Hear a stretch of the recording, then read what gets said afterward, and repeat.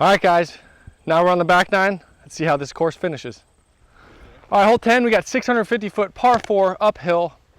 Of course, I'm going with the general. You kind of want to, for me, I'm starting it kind of on this left-hand side, this green tree, and drifting it. I want to be in line with the FPO basket that you can see. That's kind of my reference point. I don't really want to get all the way to that basket. I mean, if I do, that's great, but I'm, even 30, 40, 50 feet short, just in line with it's good. You want to be a little left center. Is kind of the best sweet spot to kind of go up through the gap and open up that gap and make it the biggest possible. So throw the general on the flex. That was a shank. I started at that tree. I just started it with hyzer instead of throwing it with Annie like I will on this second one. Nope, still turned it too much. Throw one more.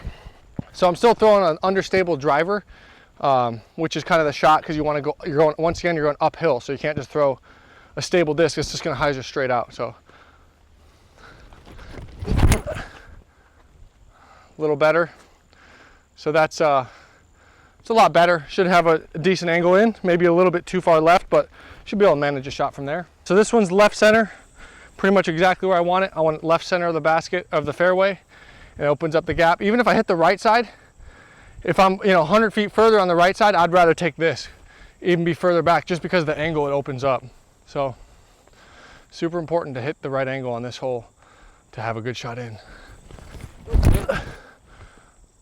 Just too wide by 2 inches. Try one more. Going with the general, orange general. There we go. Oh my, hit an Invisalign.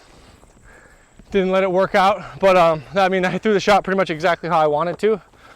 So the result wasn't there, but it's exactly, yeah, throw it up through the gap like I did that second one, and it should skip more times than not up to the bucket, but we're gonna scramble for par today. All right, so hit one of the guardian trees. Now I got a kind of tricky little forehand harp turnover to save the par. There we go. That was money. Should have a 20-footer. But yeah, I mean, this is, if you do hit a tree, which can happen like I did, you're gonna hit and bounce kind of here or over like where my second one did. The second one, I actually hit the gap. Just got unlucky to hit some invisible limb that I couldn't see, but yeah.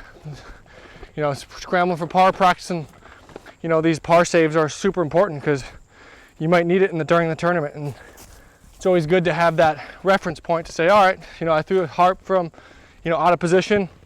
You remember how it feels and you can replicate it, as opposed to getting out of position and feeling super uncomfortable. You get out of position and you're comfortable because you've thrown that shot before. So there's always something to learn, even when you're not throwing a perfect second shot on par 4s like this. So here's my harp, able to scramble and save the par from back there, which is good.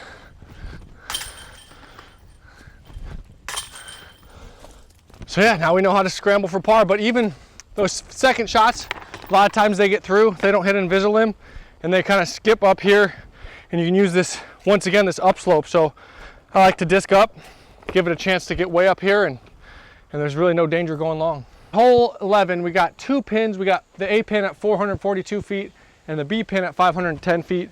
The B pin's definitely a lot trickier. Obviously it's further, but it's just kind of tucked up a hill and makes it pretty challenging. So I'm gonna throw a forehand. I like to use that tree straight ahead. As you guys know, I like to pick reference points. That's the reference point. I like to try to throw it at that with a little bit of hyzer, and that'll fade me into a spot where I feel like gives me a good chance. So let's use that as the reference point for now.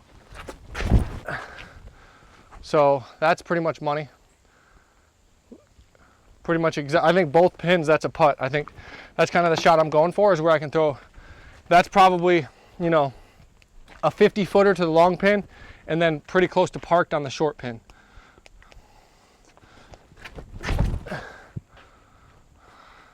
That's cash too. So both those are real good. And I'm gonna try one backhand. That one's probably parked on the short pin, and once again probably 40-50 footer on the long pin. This backhand is gonna be kind of a little more glide, so it's able to glide at the end instead of like the forehand's gonna be spiking. It's not gonna be able to carry as far, which this hole being 510 feet, you need to carry. It doesn't play 510 feet, but you still have to carry it about 440, 430 before you hit the ground if you want to get a good putt at it. That is great. That's so good. Wow, so that was one of the better shots I've thrown on this hole, but yeah, just throw the Explorer. That one's probably almost went deep of the pin, but it followed the fairway pretty much exactly perfect like I wanted to. As you can see, that the first ones I kind of threw just a little bit of a, not sawed off hyzer, but smooth hyzer, and then that second one I need to throw a glidier backhand to get that glide before it hits the ground. So I threw my forehand, kind of got a 20-footer to the short pin, and I got like a nice 50-footer uphill to the long pin, so that was the shot that I wanted to throw. A shot that I could kind of go to both pins with, potentially, and get the birdie there.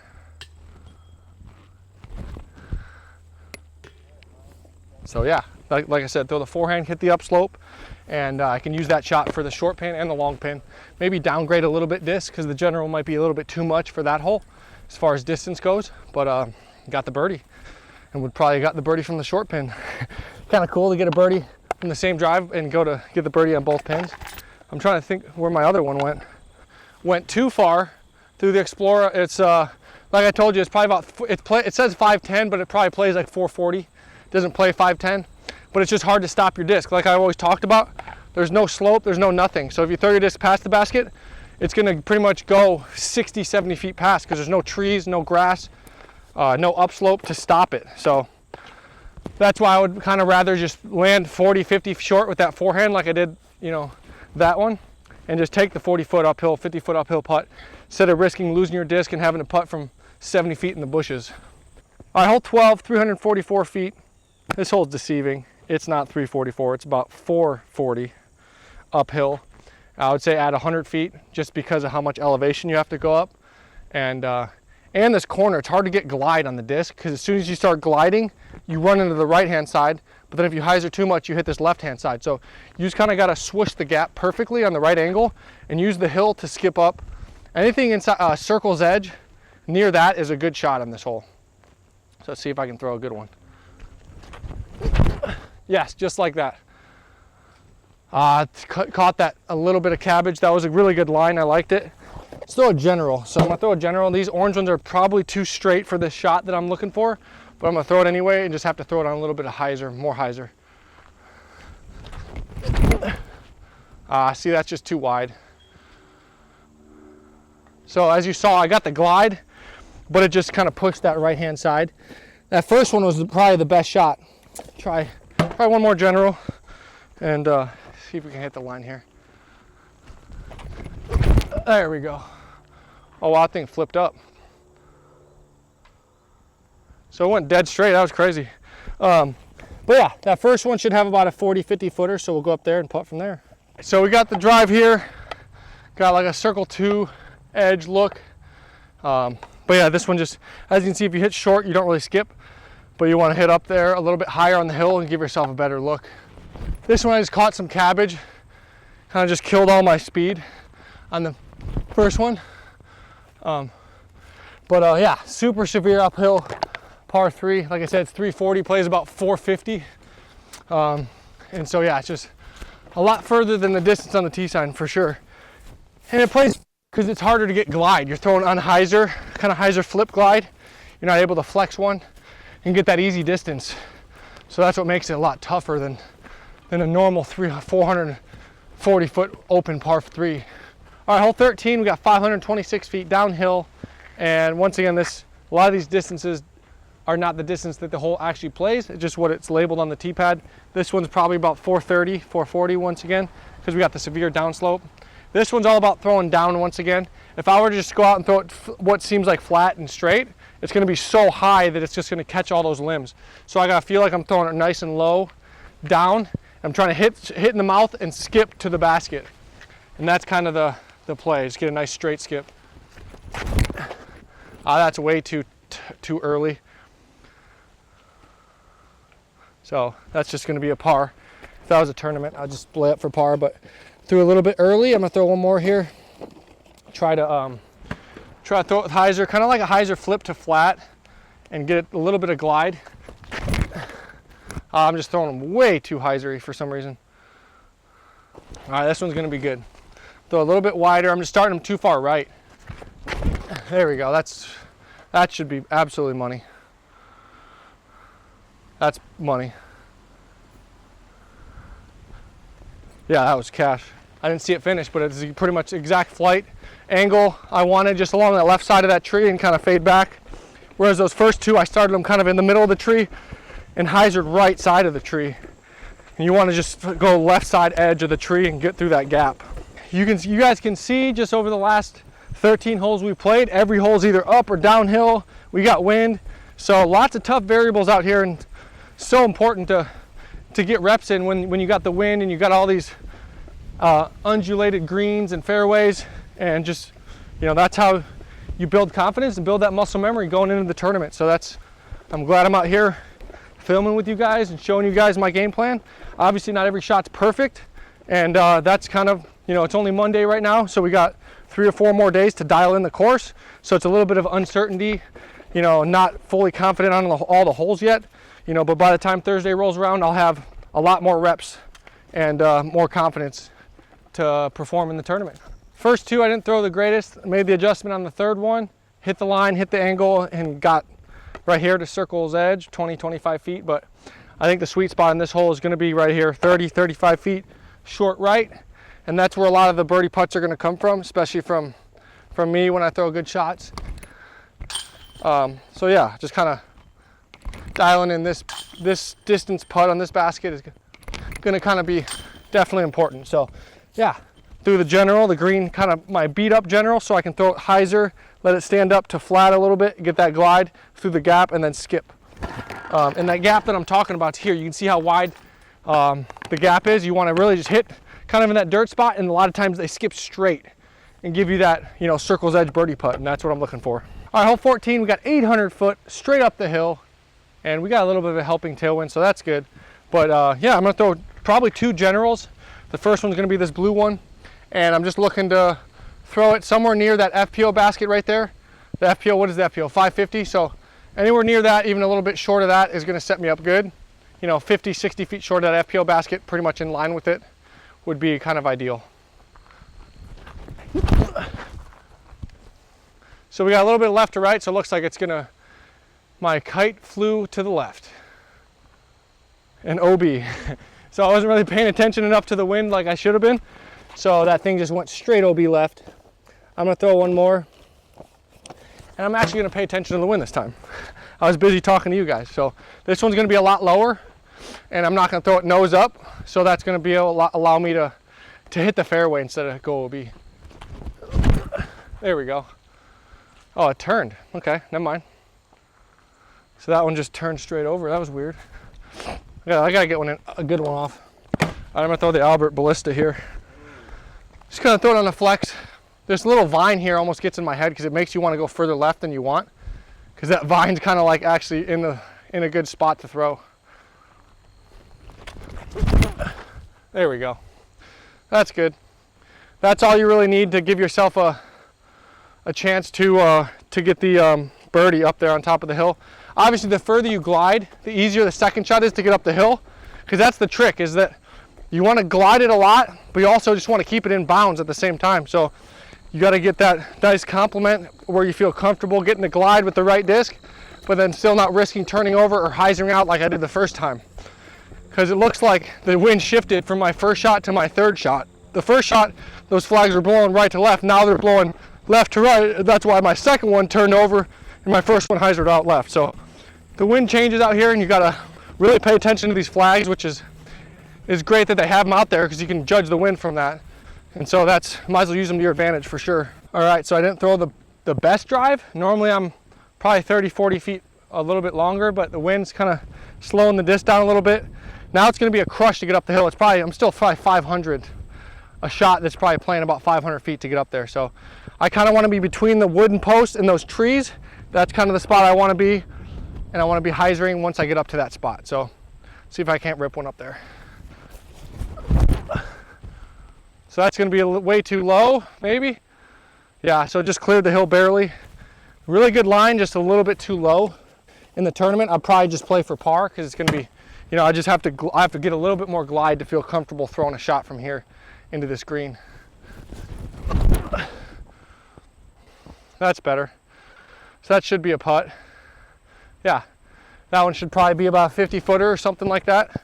But yeah, really it's all about the drive. If you don't get a good drive on this hole, you're not reaching it on the second shot. So it really puts a premium on the drive, but makes it tough because you can't just bomb it. You got to throw it accurately too.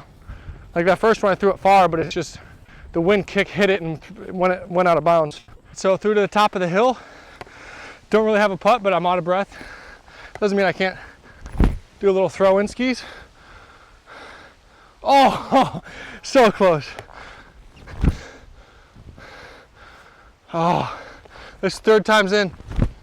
Oh, too wide. Had to try to throw it in though. All right, hole 15, 960 foot par 4. Gotta say it's the hardest hole to birdie on the whole course for sure by a mile. And it plays pretty much like a par 5, to be honest.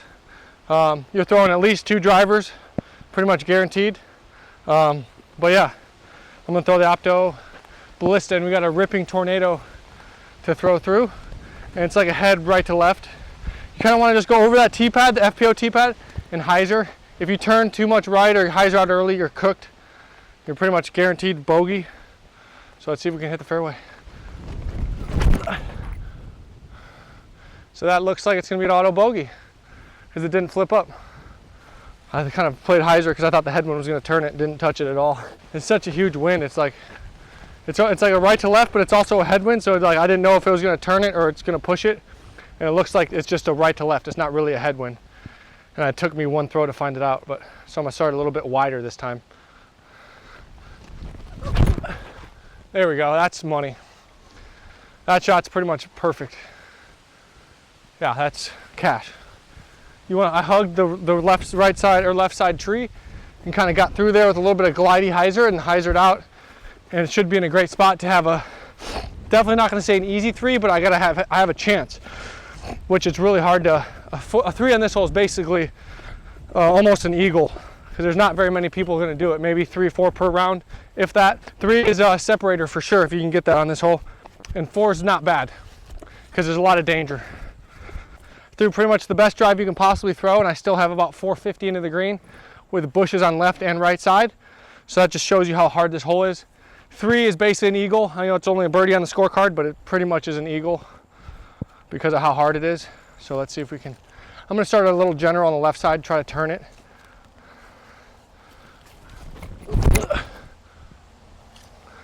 So that's good, it's just too low. So that's an easy par. But yeah, no birdie.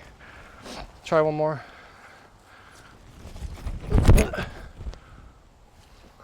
Same thing, they're just getting smushed down. That one might actually have a putt. That's probably got a 45, 50 foot uphill putt on that second one. But yeah, it's gonna kind of, anytime you throw on an angle like this with wind, it's just gonna want to smush it down. So I threw good shots, really happy with them. And the wind's just kind of not letting it happen. But yeah, I mean, 4 on this hole is basically a birdie. Take a long, 50, 60 foot uphill birdie putt on this hole every round basically. So here's my shot. This is what I'm left with, probably 70, 80 footer uphill. But I mean, yeah, this really isn't that bad of a shot considering how hard this hole really is.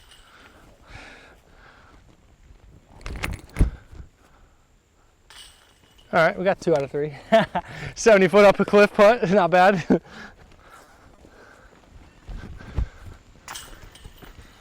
Gotta get tap in the general, All right, we got hole 16. We got 396 foot island hole with a guardian tree in the middle. So it kind of makes you go either forehand left or backhand right.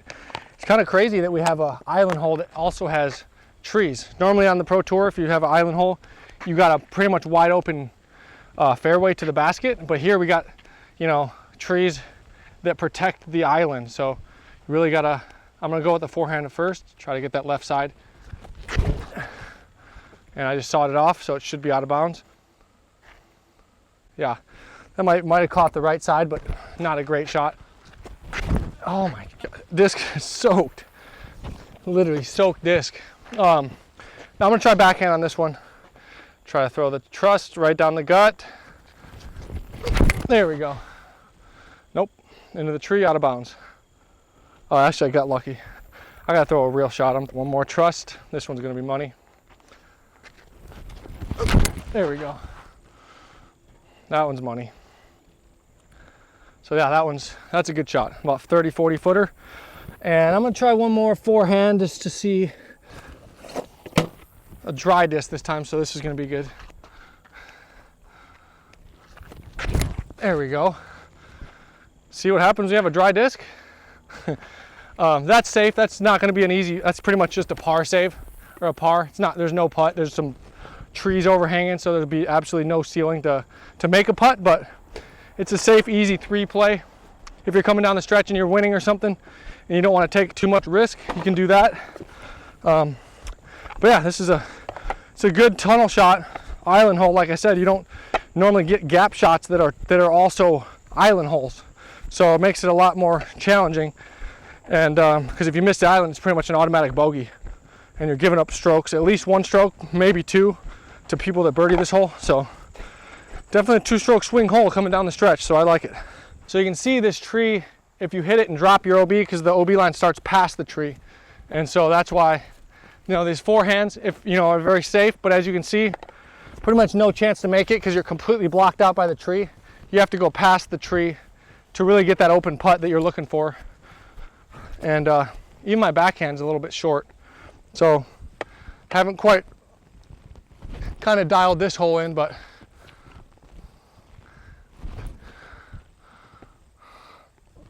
and you got OB behind the basket as well, so that's out of bounds almost, real close. So you can see, just barely skip off the top like that and go 15, 20 pass in your OB. So yeah, and you got OB right side, there's just OB everywhere on this hole. And if you go OB, it's an automatic drop zone, so really challenging shot. All right, hole 17, got 840 foot par 4 downhill to then an up shot that's uphill. I like to sacrifice a little distance and land on the flat spot. There's a lot of areas on this hole where you can land on a side slope, left to right or right to left side slope. And so I really like to try to land in the flat spot down that fairway. And the easiest way for me to do that is just kind of throw a mid-range nice and low. Plus a lot of this overhang stuff has grown in a lot. I used to throw hyzer, but the bushes and stuff have grown in a lot. So I just like to throw kind of a low line drive, just like that. And that should be right in the middle of the landing zone, nice and flat. That one's a little bit lower than I would have wanted. But yeah, I like to, just kind of take that big hyzer out of play. I'm not going over the road or anything like that, just throwing it kind of down into that flat spot and giving myself a good run up on the second shot. All right, this one got a little bit smashed by the wind, a little more than I wanted, so I'm pretty far back. I normally would like to be another 50, 60 feet up there.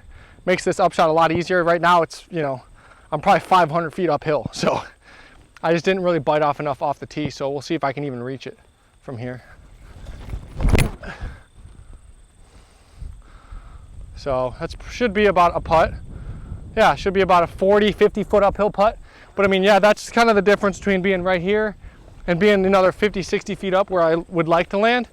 Is it's just, you're 550 up a hill is hard to reach, especially when you got wind like we do today. So yeah, just kind of about how much you bite off, but you can see why I'd like to throw the kind of anhyzer with the mid-range to try to get a good placement. Because if I throw right or left, 10 or 20 feet more than I want, I'm on a side slope and pretty much have no chance to run up and reach the basket. Because if you're on that kind of slope like that, it's so hard to throw a shot uphill and control it when your shoulders are like that. So yeah, that's why I like the flat spot on this fairway. So here's my shot, pretty short, just because I was so far back on that first shot. Made it hard to get there on the second. Missed short. There we go. Oh, short again. This one's in. There we go.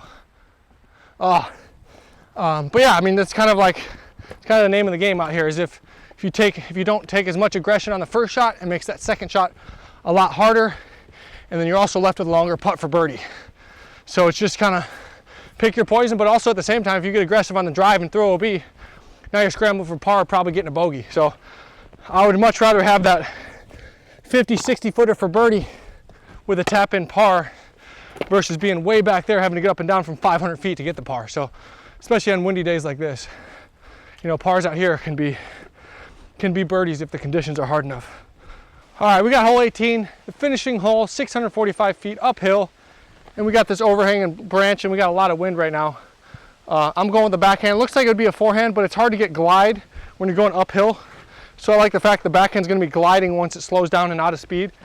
And yeah, you just kind of want to be like 30 to 40 feet right of those wooden posts, and that'll set you up in the fairway up there for a kind of forehand into the green.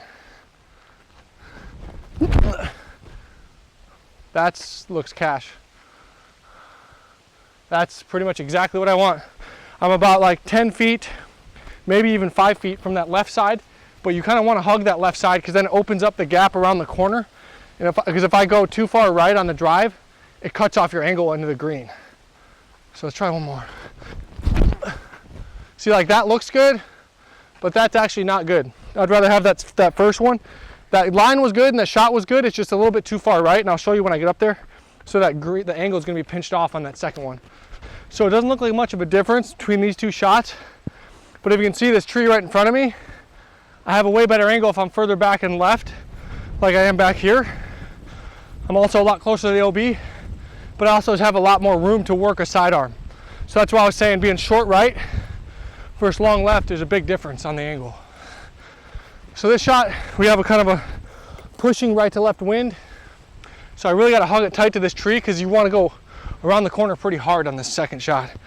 And it's always awkward anytime you're this close to the OB like this. It kind of messes up your steps and timing and everything. So I don't necessarily like being this far. I'd like to be like more like 10, 12 feet off the line instead of 5 feet. Just because I got this rope, I got all this stuff to work with and mess up my timing. So try to go over this basket and hyzer out left, or hyzer out to the right, but everything's pushing this way as well, so it makes it tough. Don't go in. Oh, almost went in the FPO basket on accident. Try one more. That's probably a 40-footer in the wind, so not necessarily the most high percentage putt. I'm gonna try one more. I want to throw that a little bit higher. It wasn't bad, but I want to throw a little bit higher, a little bit more glide around the corner to the right-hand side. There we go. I like that a lot better. Yeah. So you want to see your disc kind of skip around the corner. If you don't see it skip around the corner, the basket's tucked a lot around that corner, so it's going to be a little bit wide left, especially with this wind. So you want to see that disc skip right around the corner. So we got this disc, the Rive and the Criminal pretty much in the same spot. It's hard to get far enough to the right and deep enough back into this pin because we got the crosswind kind of keeping them straight. But we can still get the birdie. Ooh. But yeah, so you can kind of see, you want to see that disc kind of skip around. You have a lot of room on this right-hand side. It's easy to push it too straight, and a lot of people do that and go OB, so you really want to follow the fairway and go this right-hand side to give you that open putt. All right, guys, thanks for watching out here at D-Glow. Super excited to attack the toboggan this week for the tournament. Hope you tune into the coverage, and we'll see you next time in Vermont.